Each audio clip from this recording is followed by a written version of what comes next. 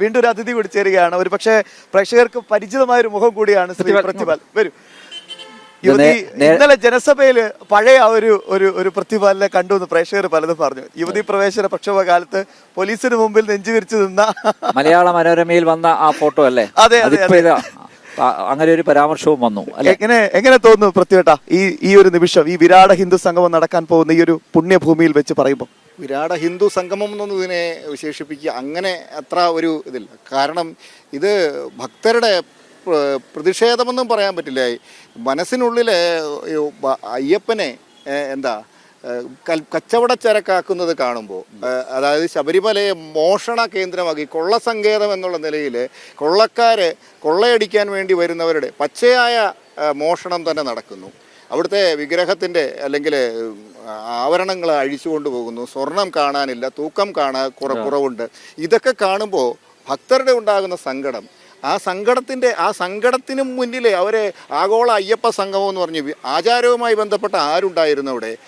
Pandalam കൊട്ടാരമില്ല, Ambalappuzha സംഘമില്ല, Alangad സംഘമില്ല, malaria സംഘമില്ല, ഈ ചടങ്ങുകളുമായിട്ട് ബന്ധപ്പെട്ട ഗുരുതി പൂജയ്ക്കുള്ള സംഘമില്ല, തിരുവാഭരണ പേടകവാഹ സംഘങ്ങളില്ല.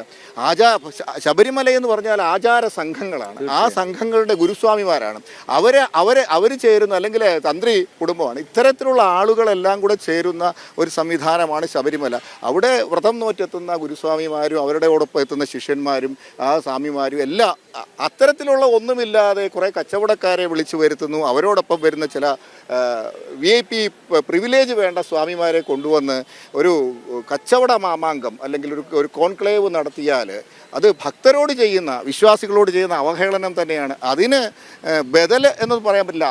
അത് ജനങ്ങളുടെ മുന്നിൽ യഥാർത്ഥ ഭക്തി എന്താണ്, വിശ്വാസം എന്താണ്? ഞങ്ങൾക്ക് വേണ്ടത് ഫെസിലിറ്റി അല്ല.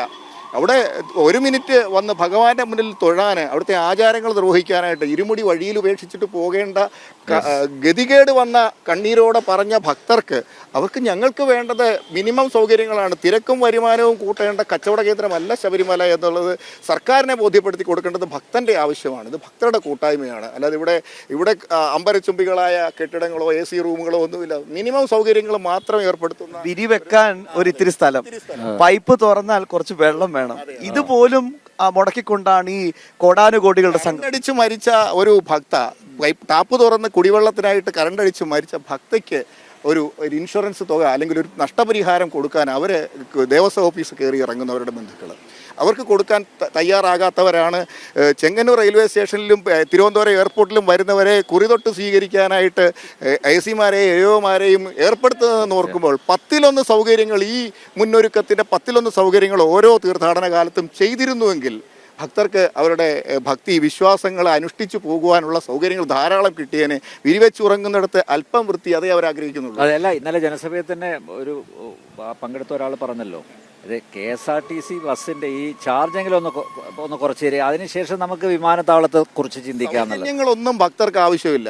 അവരെല്ലാം ദക്ഷിണയും ഭക്ഷണവും കൊടുത്ത് എല്ലാവരെയും തൃപ്തിപ്പെടുത്തി ദാനവും കൊടുത്ത് വരുന്നവരാണ്. അവരാരുടെയും സൗജന്യം ആഗ്രഹിക്കുന്നില്ല. അവർക്ക് വേണ്ടത് മിനിമം സൗകര്യങ്ങളാണ്. ആ സൗകര്യത്തിൽ അവർ സംതൃപ്തരാണ്.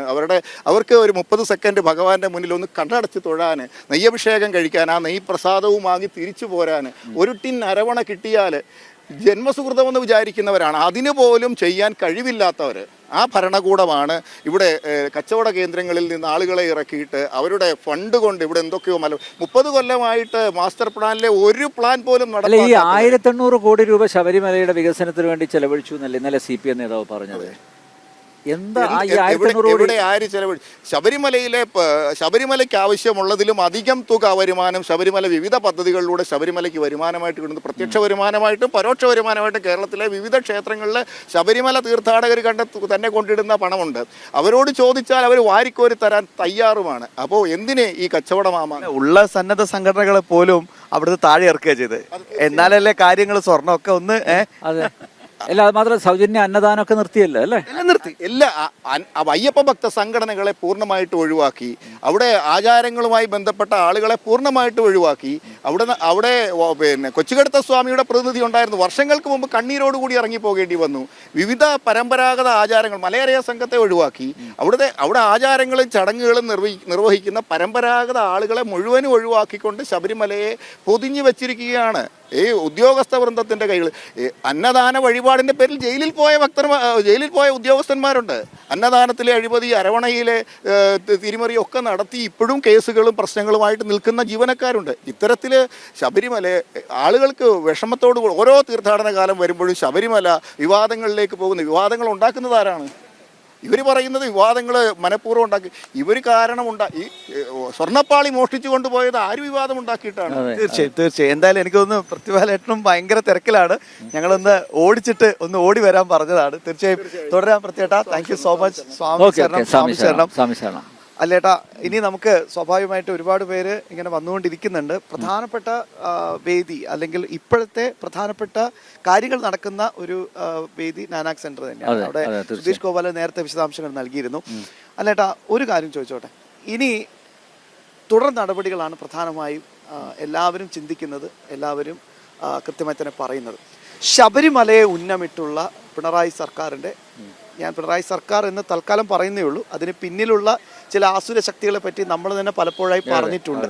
അവരൊന്നും തന്നെ ഇനിയും അവരുടെ പ്രവർത്തനം തുടർന്നുകൊണ്ടേയിരിക്കും. അപ്പോൾ സ്വാഭാവികമായിട്ടും ഇത്തരത്തിൽ ഉയരേണ്ട ഈ ഒരു ശക്തമായ ഒരു ബദൽ, ഒരു നിതാന്ത ജാഗ്രത ഈ വിഷയത്തിൽ എത്രത്തോളം അനിവാര്യമാണ് എന്നുകൂടി പറയുന്നതല്ലേ ഈ ഒരു സംഘം. തീർച്ചയായും അവിടെയാണ് SGR കുമാറിൻ്റെ വാക്കുകൾ അത് വളരെ ഗൗരവത്തോടെ മുഖവിലക്ക് എടുക്കേണ്ടത്. കാരണം അദ്ദേഹം പറഞ്ഞത് ഇത് ഇവിടം കൊണ്ട് അവസാനിക്കില്ല. ഒരു സംഗമം സംഘടിപ്പിച്ച് ശബരിമല സംരക്ഷണ സംഗമം സംഘടിപ്പിച്ച് ഞങ്ങളിവിടെ നിർത്തില്ല. കാരണം നേരത്തെ ശ്യാം പറഞ്ഞതുപോലെ ആസുരശക്തികളുടെ ഇടപെടലുകൾ വളരെ സജീവമായി കൊണ്ടിരിക്കുകയാണ്. ഏതൊക്കെ വേദികളിൽ സനാതന ധർമ്മത്തെ അടിക്കാമോ ആ വേദികളിലൊക്കെ അടിച്ചുകൊണ്ടിരിക്കുകയാണ്. അതാണ് നമ്മൾ കഴിഞ്ഞ ദിവസങ്ങളിലൊക്കെ കണ്ടത്. ശോഭായാത്രയ്ക്ക് നേരെ ഉണ്ടായുള്ള ആക്രമണം മാത്രമല്ല, പല ഗണപതി മിത്ത് പല ക്ഷേത്രങ്ങളിലെയും ആചാരങ്ങളെ നിന്ദിക്കുന്ന അങ്ങനെ നിരവധി എവിടെയൊക്കെ വേദി കിട്ടുന്നു അവിടെയൊക്കെ ഈ സനാതന ധർമ്മത്തിന്റെ കടക്ക് കത്തിവെക്കുന്ന സമീപനവുമായിട്ടാണ് ഈ ഭരണകൂടം മുന്നോട്ട് പോകുന്നത്. അവിടെ ഒരു ചെറുത്തുനിൽപ്പ് അനിവാര്യമാണ്.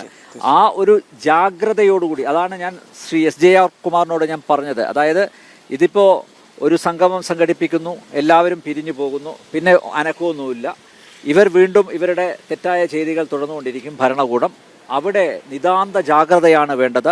ഇത്തരം ശക്തികളെ ചെറുക്കാനുള്ള ഒരു ഹൈന്ദവ സമൂഹം, ആ സമൂഹത്തിൻ്റെ ആ യൂണിറ്റി, ഐക്യം, അതാണ് കാലഘട്ടത്തിൻ്റെ അനിവാര്യത. അതുകൊണ്ട് തന്നെ ആ അനിവാര്യത മനസ്സിലാക്കിക്കൊണ്ട് ഈ ഹൈന്ദവ ഐക്യം ഊട്ടിയുറപ്പിക്കുന്ന ഇടപെടലുകളാണ് ശബരിമല കർമ്മസമിതി പോലുള്ള സംഘടനകളുടെ ഭാഗത്തുനിന്ന് ഉണ്ടാവേണ്ടത്. അതുകൊണ്ട് തന്നെ ഈ സംഗമം അതൊരു മുന്നറിയിപ്പായിരിക്കും എന്ന കാര്യത്തിൽ യാതൊരു സംശയവുമില്ല. യഥാർത്ഥ അയ്യപ്പ ഭക്തരുടെ സംഗമമാണ് നടക്കാൻ പോകുന്നത്. അല്ലാതെ കള്ളവേഷം കെട്ടി ആടിത്തിമർക്കുന്നവരെല്ലാം ഈ വേദിയിൽ എത്തുക.